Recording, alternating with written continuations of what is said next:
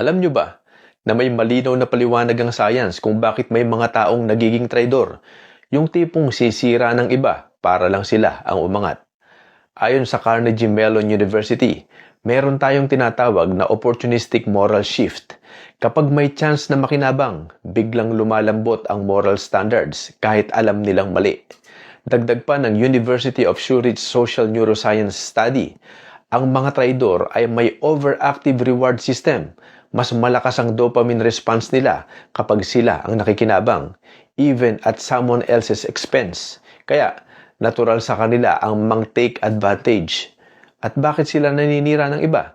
Sabi ng Journal of Experimental Social Psychology, ang insecurity ang ugat ng status aggression. Kapag natatakot silang maungusan, sisirain nila ang reputasyon ng iba para masecure nila ang pwesto. Pero, heto ang pinakamalupit.